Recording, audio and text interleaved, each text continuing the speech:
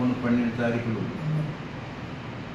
13 తారీఖుల్లో అఖిల భారత వ్యవసాయ కార్మిక సంఘం వారి రాష్ట్ర మహాసభలు యొక్క నవాపురంలో నిర్వహించడానికి నిశ్చయించినటువంటి మన అధ్యక్షులు దరాల సుబ్బారావు గారికి, అలాగే మాజీ ఎమ్మెల్సీ శ్రీ ఐవి గారికి, మన ఎమ్మెల్సీ శ్రీ బొర్రామూర్తి గారికి, వారికి మన యొక్క ధన్యవాదాలండి.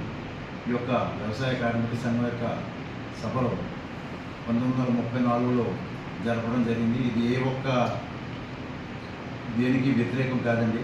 ఓన్లీ వారి యొక్క కార్మికుల యొక్క సమస్యలని రాష్ట్ర మహాసభ ద్వారా కేంద్ర రాష్ట్ర ప్రభుత్వాలకి విన్నవించుకోవడం కోసం మాత్రమే ఈ యొక్క మహాసభని అమలాపురంలో జరపడానికి నిర్ణయించడం జరిగింది.